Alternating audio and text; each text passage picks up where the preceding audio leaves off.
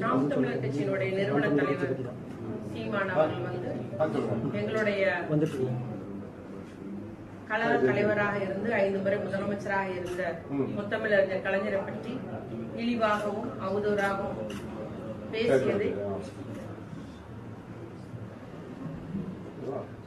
திராவிட முன்னேற்ற கழகம் வன்மையாக கண்டிக்கிறது. கழக தலைவரை பற்றி நம் தமிழ் மக்கள் அறிவு. அவர் தமிழ்நாட்டு வளர்ச்சிக்காக, தமிழ் மக்களின் நலனுக்காக, தமிழ் மொழி வளர்ச்சிக்காக, தமிழ் மொழியை செம்மொழியாக்குவதே நம்முடைய கலைஞர் அவர்கள் தான்.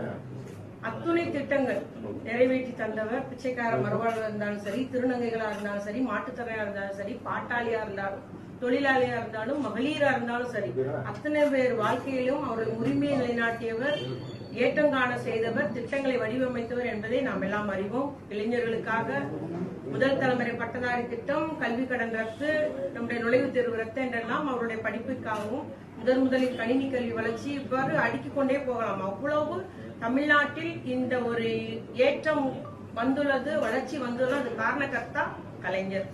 அவரை பற்றி இந்த மாதிரி இழிவாக பேசுவது வன்மையாக திமுக கழகம், திராவிட முன்னேற்ற கழகம் கண்டிக்கிறது.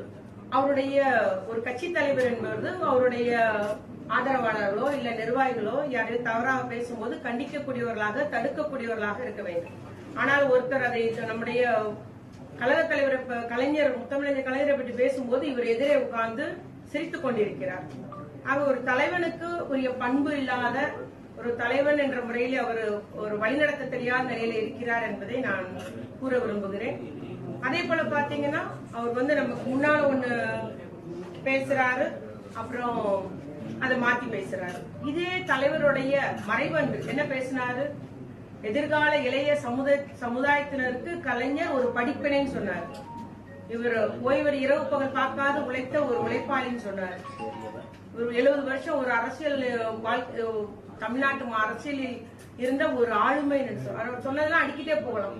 அப்படி ஒரு கலைஞருடைய மறைவைத போது இதே சீமான் அடிக்க விடுறாரு, அப்புறம் இன்னைக்கு மாத்தி சொல்றாரு.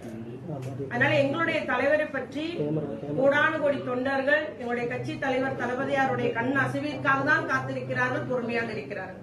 ஆளுங்கட்சியில் இருக்கிறோம், முதலமைச்சராக இருக்கிறார்கள், அதனாலதான் பொறுமையாக இருக்கிறார்கள்.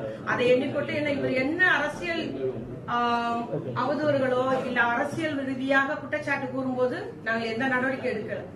ஆனா ஒருத்தர் அருண்ன்ற ஒருத்தர் வந்து இந்த மாதிரி துரைமுருகன்றவர் வந்து ஜாதி பெயரை சொல்லி இழிவாக பேசுகிறார் என்று ஒரு புகார் கொடுத்ததுனாலதான் அரசு நடவடிக்கை எடுத்து அவரை கைது பண்ணது. ஆனா ஒரு தலைவனாக இருக்கிறவர் என்ன சொல்றாருன்னா கருத்துரிமை பறிக்கப்படுதுன்றாரு. அவர் பேசிய வார்த்தை அவர் இயக்கிய சீமான் இயக்கிய தம்பி படத்துல வந்து அந்த வார்த்தை உபயோகப்படுத்தினதுக்கு இதே சீமானவர்கள் அன்று எல்லாத்துக்கு முன்னாலேயும் ஒரு சமுதாயத்தின குறிக்கிற சொல்லுன்னு தெரியாது, நான் மன்னிப்பு கேட்கிறேன், என்னுடைய வருத்தத்தை தெரிவிச்சுக்கிறேன்னு சொல்லி வருத்தம் தெரிவிச்சவர் தான். இனி இதுமேல் நடக்காதுன்னு அன்னைக்கு சொன்னார். ஆனா மீண்டும் அதே வார்த்தையை இவர் வாயினாலே சொல்றாரு.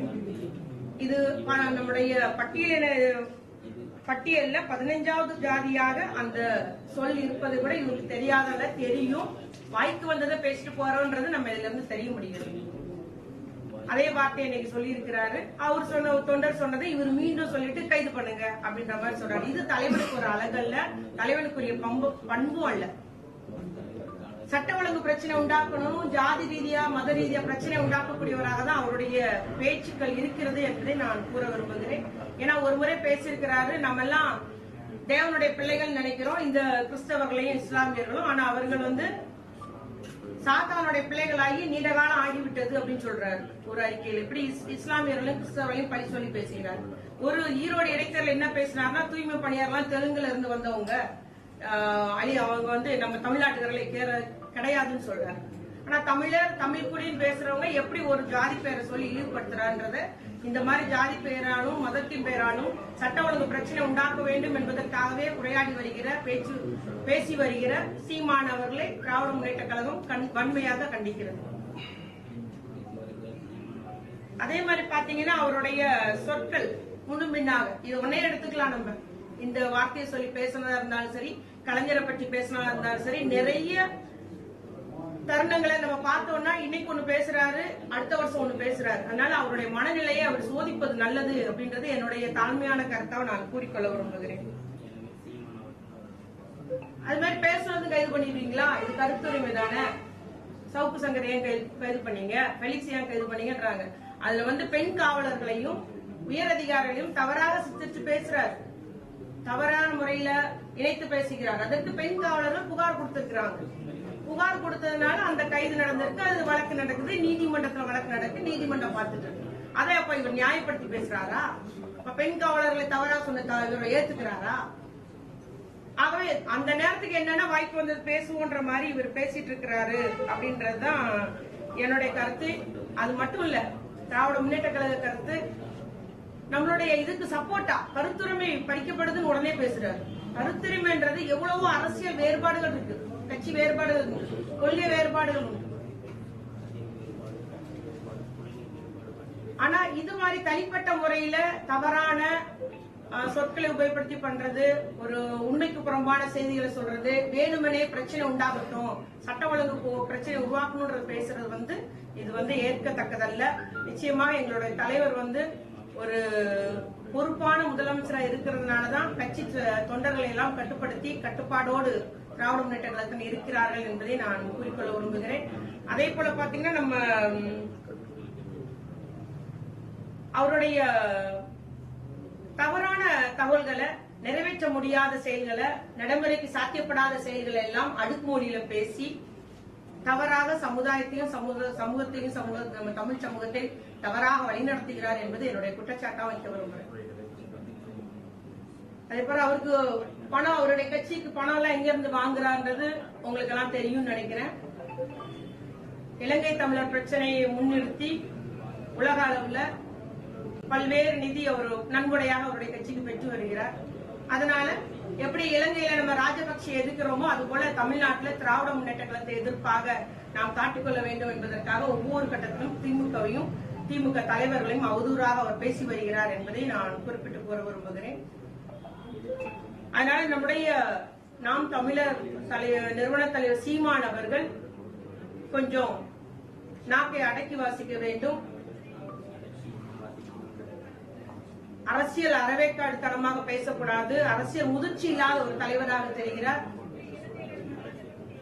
தமிழ் சமூகத்தை தவறான தகவல் மூலம் அவர் தவறாக வழிநடத்தி வருகிறார் என்பதை மட்டும் நான் இங்கு கூறிக்கொண்டு, பச்சுவந்தி போல இன்னைக்கு ஒண்ணு நாளைக்கு ஒண்ணு, இன்னைக்கு ஒரு ஆதரிச்சு பேச நாளைக்கு மாற்றி பேசுறது, எதிர்த்து தான் பேசியது என்னவென்றே அவர் தெரியாதபடி பேசி வருகிறார் என்பதை நான் கூறிக்கொண்டு, இவர்கள் அரசியல் தலைவருக்கே தகுதியானவர் அல்ல, அரசியல் பண்பாற்றவர், தரமில்லாத ஒரு அரசை நடத்தி வருகிறார். இவர் என்னுடைய தலைவரை பற்றி பேசுவதற்கு இவருக்கு அருகதையே கிடையாது. நிச்சயமாக தமிழ்நாடு உள்ளவரை முத்தமிழர் கலைஞருடைய புகழ் என்றும் நிலைத்து நிற்கும் என்று கூறி முடிக்கிறேன். நன்றி. சொல்லிட்டல்ல, எங்களுடைய தலைவர் பொறுப்பான ஒரு முதலமைச்சர் இல்லையா, ஆளுங்கட்சி. அதனால எங்களுடைய முதலமைச்சருடைய அந்த கண் அசைவுக்கு ஏற்பதான் எங்களுடைய தோழர்கள் தொண்டர்கள் செயல்படுவார்கள். சட்ட ரீதியாக அவர் மேல புகார் அளித்தது நடவடிக்கை அந்த மாதிரி புகார் அளிக்கும். இப்ப வந்து அவர் ஒரு சமுதாயத்தை பத்தி பேசியிருக்கிறாருங்க. புகார் அளிச்சா நிச்சயமா வழக்கு போடுவாங்க. அது வந்து ரொட்டீனா காவல்துறை நடவடிக்கை எடுத்துதான் வருகிறது. அவர் தன்னல வந்து தன்னை மறந்து வேற எதுவும் பேசுறாங்க. சொன்ன மனநிலை சோதிப்பது நல்லதுன்னு சொன்னேன் இல்லையா?